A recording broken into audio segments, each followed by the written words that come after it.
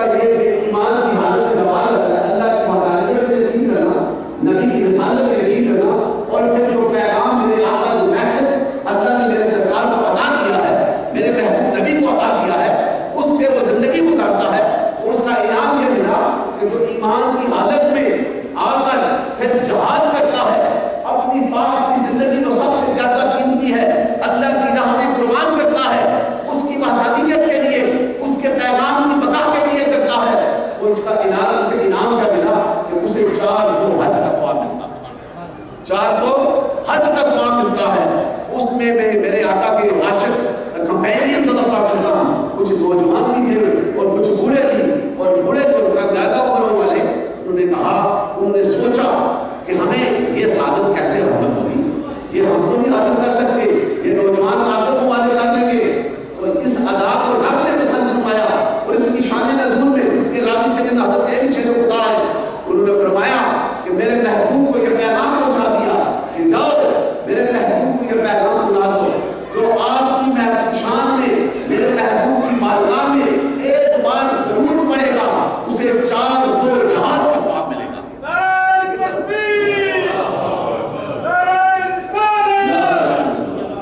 اور یہ کتنا بڑا اعلان کہ اس ذات مقدسہ کو اللہ تعالیٰ نے بھی فرما دیا کہ تم ایمان کو لے آئے ہو، ایمان کے بعد اگر ضد کے دل کے ساتھ، اپنی دل کی سچائی کے ساتھ، اپنی محبتوں کے ساتھ میرے محبوب پہ ایک بار ضرور پڑھو گے، رب کا اعلان یہ ہے کہ 400 جہاد کا ثواب ملے گا۔ میرے دوستو یہی ایمان کا ٹھکانا ہے، پرفیکٹ بلیورز کے لیے یہی ریکوائرمنٹس ہے۔ پہلی عبادات بعد میں آ جاتی ہیں، پہلے ایمان کو کامل کرنا ہوتا ہے، اور ایمان کی کاملیت یہی ہے جس ذات نے ہمیں اندھیروں سے نکالا ہے، جس ذات نے ہمیں الہ کے سامنے سجدہ ریزی کا گوشت بخشا ہے، جس ذات نے ہمیں قائد اسلام پہ زندگی گزارنے اور اپنی اجتماعی اور انفرادی زندگی میں پاکیزگی لانے کا پیغام دیا ہے، اس ذات مقدسہ کے ساتھ جب پیار کرو گے تو رب کائنات کتنا انعام عطا کر دے گا۔ اور اسی چیز کے حوالے سے دوسری حدیث پاک کا حوالہ دینا چاہتا ہوں، یہ نہ سب ہم آپ دیتے ہیں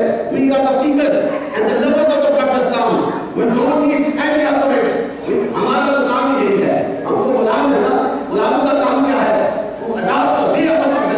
حضور کے راستے کو اختیار کرو گے تو already Allah will give you a divine blessing beyond your imagination، تمہاری سوچوں سے بھی زیادہ تمہیں عطا کر دیا جائے گا۔ اور یہ رمضان المبارک یہ جو گزرا ہے میرے دوستوں، خوش قسمت ہے وہ، میں ان کی قسمتوں میں سلام پیش کرتا ہوں کہ جنہوں نے اس رمضان کو حضور کے حکم کے مطابق گزارا ہوگا، راتوں کو جاگے بھی ہوں گے، ذکر بھی کیا ہوگا، نماز تراویح کا بھی اہتمام کیا ہوگا، آج ان کو انعام ملتا ہے۔ اس رمضان المبارک کی راتوں میں عرش کیا ہوتا ہے، عرش کے نیچے کچھ نورانی فرشتے، کچھ سے مراد یہ نہیں، حدیث کیا ہے کہ کسی کو معلوم نہیں کتنی تعداد ہے، کاؤنٹلیس نورانی فرشتے، اور باقی فرشتوں سے ان کی اہمیت بھی اعلیٰ ہے کیونکہ وہ عرش کے سائے میں رہتے ہیں، اللہ کی تسبیح کرتے ہیں، اللہ کا ذکر کرتے ہیں، نہ وہ کھاتے نہ پیتے، فرشتوں کو تو پتہ ہی نہیں وہ بن رہا ہے اس سے، اس کے ذکر میں صرف عرش کے سائے میں رہنے والے ہیں۔ لیکن جب رمضان کی پہلی رات آتی ہے تو وہ عرش کے فرشتے بھی اللہ سے التجا کرتے ہیں، اے مولا کریم کہ ہمیں بھی زمین میں اترنے دو، ہمیں بھی اجازت دی جائے کہ تیرے ان بندوں کے ساتھ جو راتوں کو نماز تراویح میں کھڑے ہوتے تھے، تیرا ذکر کرتے تھے، آج ہمیں بھی یہ شوق ہے کہ ہمیں یہاں سے اتنی اعلیٰ جگہ سے اجازت ہمیں دی جائے، ہم بھی زمین میں اتر کے ان تیرے بندوں کے ساتھ کھڑے ہو کے ان کے ساتھ نماز میں شامل ہو جائیں۔ تو میرے دوستوں یہ کمال کیسے ہوا؟ یہ میرے آقا کی نسبت کے صدقے سے ہوا ہے۔ جب وہ آتے ہیں زمین میں، حدیث میں آتا ہے کہ پوری رمضان المبارک کی راتوں کو اترتے ہیں اور آ کر اللہ کے ان بندوں کے ساتھ جو اس کے نماز میں مصروف ہے، جو میرے آقا کی سنتوں کو اپنا کے ذکر و فکر میں مصروف ہے، ان کے ساتھ کھڑے ہو جاتے ہیں، اور جو ان کے ساتھ مس کر جائے وہ بندہ خوش قسمت ہو جاتا ہے۔ یہ کتنا بڑا انعام ہے، یہ ساری برکات میرے دوستوں حضور کی آمد کے صدقے سے ہیں۔ تو پھر ہمارا اسلام کا یہی میسج ہے کہ اس ذات مقدسہ کے ساتھ اتنی محبت کرو کہ اپنی جان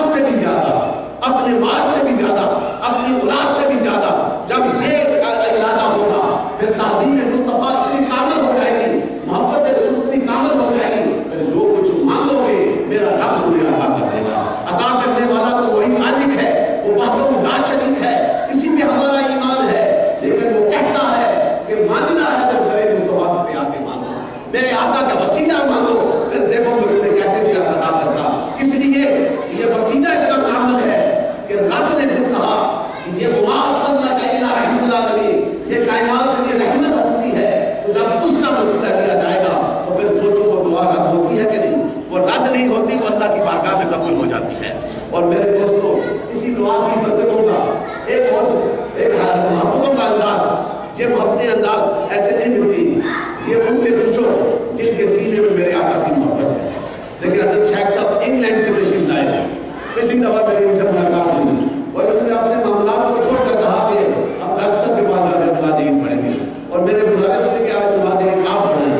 لیکن انہوں نے مانا نہیں دی. پھر بھی میں کوشش کرتا ہوں تو دعا کریں. یہ محبتیں ہیں، یہ صوفیاء کے ساتھ محبت ہونی چاہیے، وہ جس سلسلے کا ہو، لیکن تمہاری محبت کا عمل ہوگی تو پھر انعام ہوگا. علامہ عامر صاحب تشریف لائے ہیں جو ان کا بھی مشکور ہوں. اور میرے دوستوں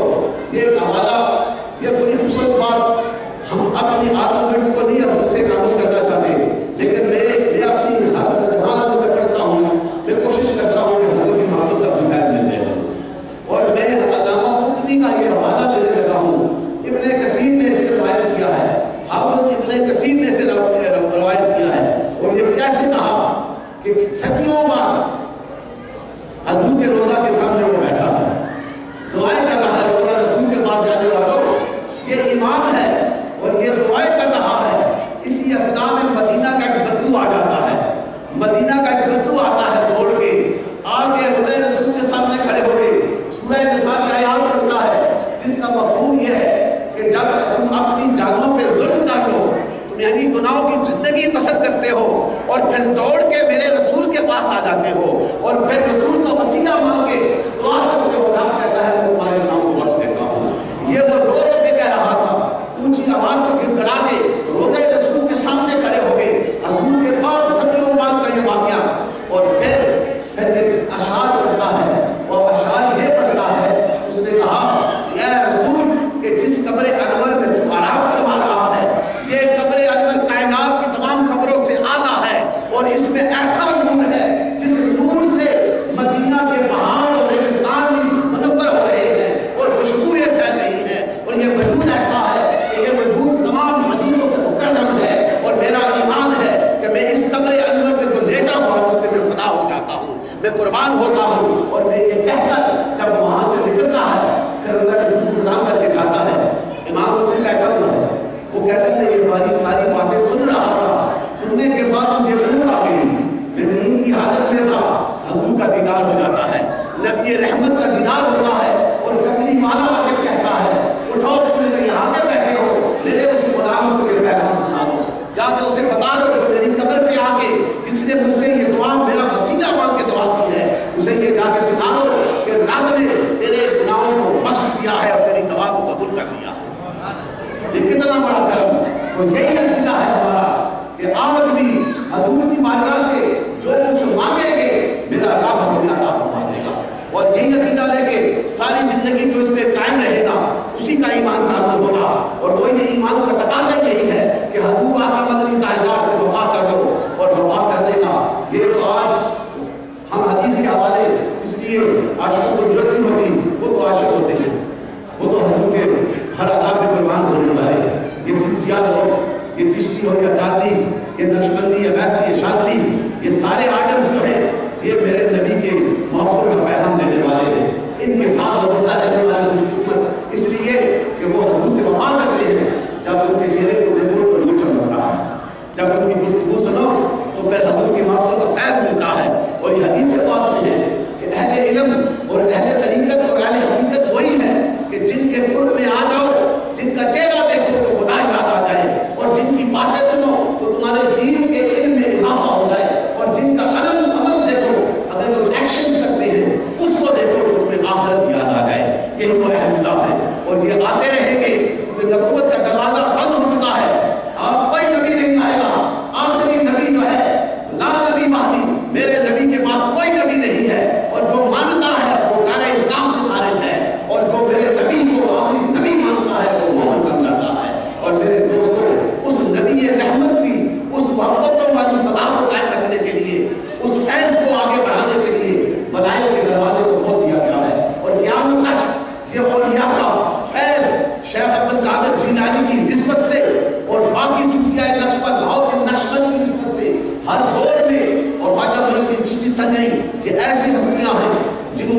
अपने अपने आर्डर्स के अंदर मानने वालों को मोहब्बत रसूल की रूह को दिया है। और जिस तरह मैं आपके सामने खड़ा हूँ, मेरा भी ताल्लुक एक ऐसी हस्ती के साथ है जो गौसे ज़मां अपने वक्त का गौस गुजरा है, और वो गौसे ज़मां